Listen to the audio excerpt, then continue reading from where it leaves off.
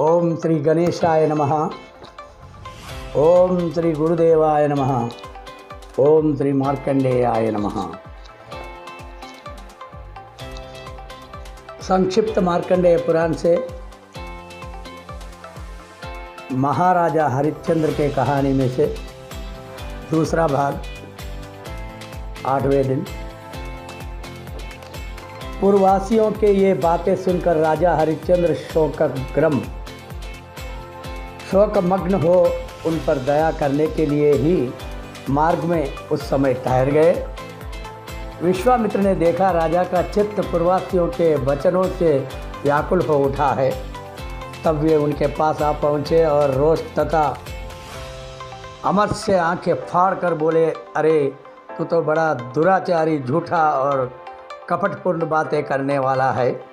धिक्कार है तुझे, जो मुझे राज्य देकर फिर उसे वापस ले लेना चाहता है। विश्वामित्र का ये कठोर वचन सुनकर राजा कांप उठे और जाता हूँ कहकर अपनी पत्नी का हाथ पकड़कर खींचते हुए शीघ्रतापूर्वक चले। राजा अपनी पत्नी को खींच रहे थे। वह सुकुमारी अबला चलने के परिश्रम से थककर व्याकुल हो रही थी, तो भी विश्वामित्र ने सहसा उसकी पीठ पर डंडे से प्रहार किया।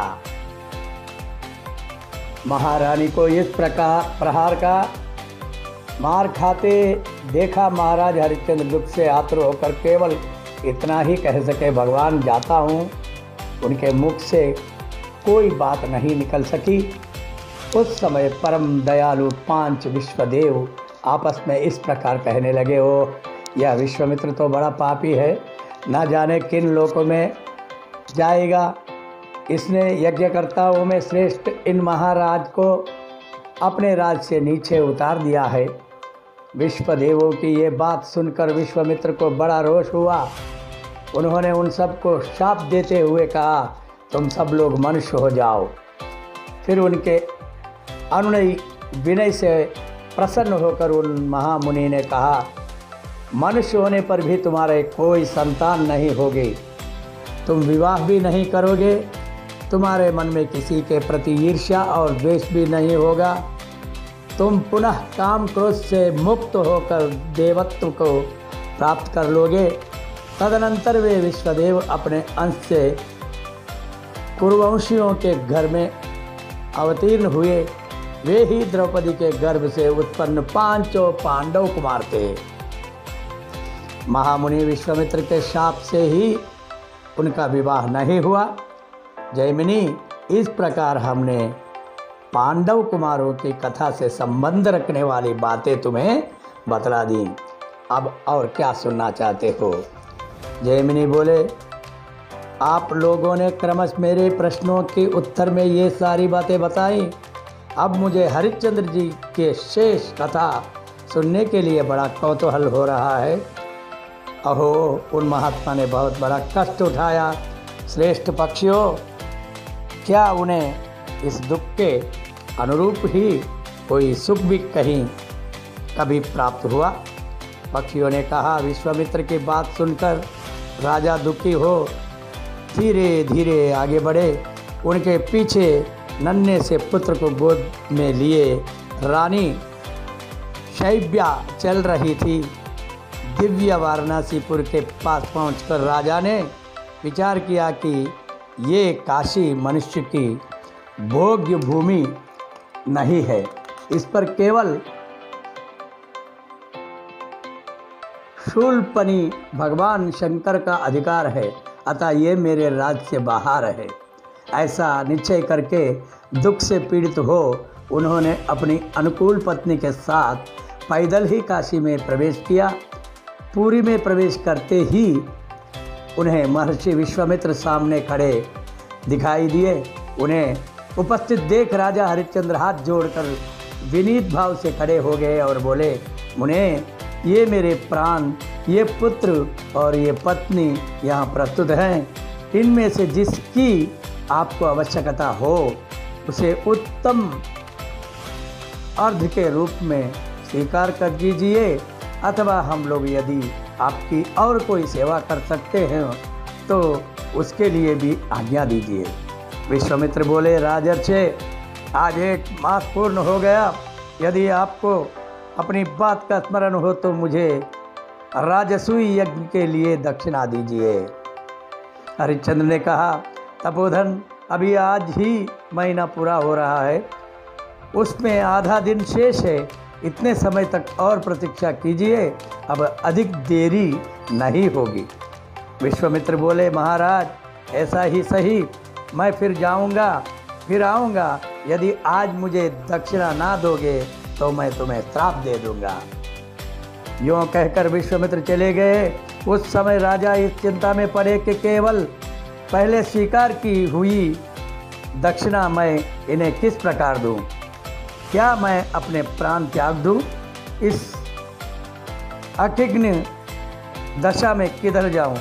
यदि प्रतिज्ञा की हुई दक्षिणा दिए बिना ही मर जाऊं तो ब्राह्मण के धन का अपहरण करने का कारण पापात्मा समझ जाऊंगा और मुझे अधम से अधम कीट योनि में जन्म लेना पड़ेगा, अथवा ये दक्षिणा चुकाने के लिए अपने को बेचकर किसी की दास्ता स्वीकार कर लूं।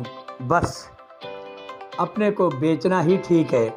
राजा हरिश्चंद्र अत्यंत व्याकुल एवं दीन होकर नीचा मुख किए जब इस प्रकार चिंता कर रहे थे, उस समय उनकी पत्नी ने नेत्रों में से आंसू निकलते हुए बहाते हुए गदगद आवाज़ में कहा, महाराज, चिंता छोड़िए, अपने सत्य की रक्षा कीजिए।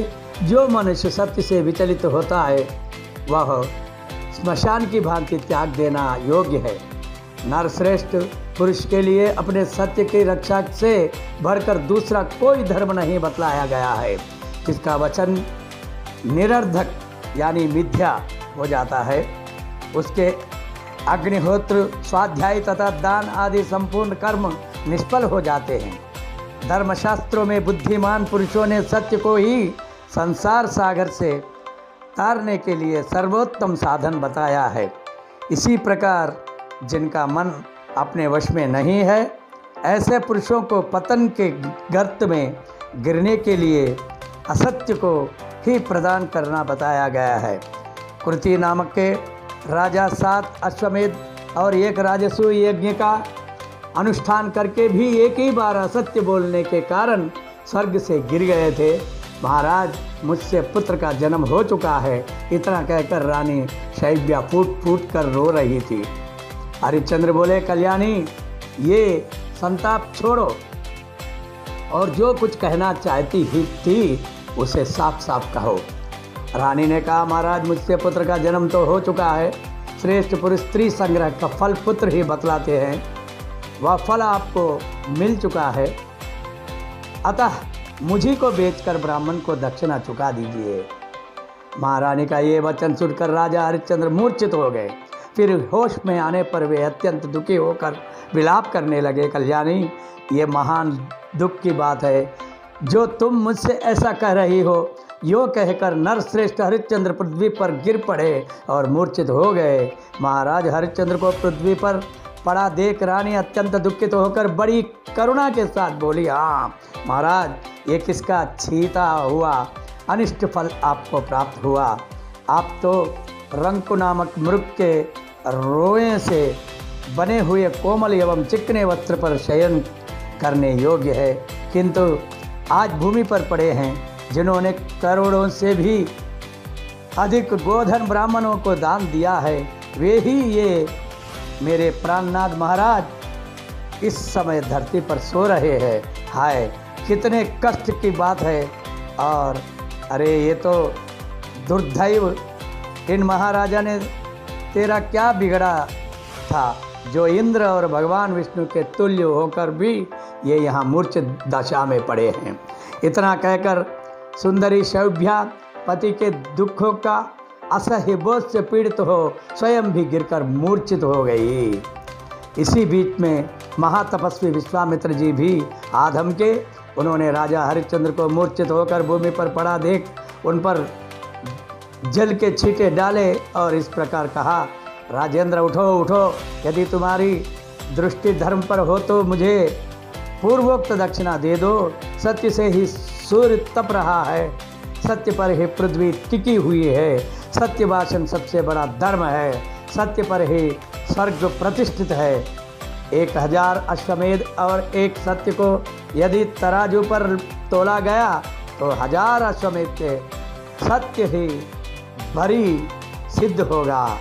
राजन, इस तरह विश्वामित्र ने हरिश्चंद्र जी से बोले, यदि आज तुम मुझे दक्षिणा ना दोगे तो सूर्यास्त होने पर तुम्हें निश्चय ही शाप दे दूंगा।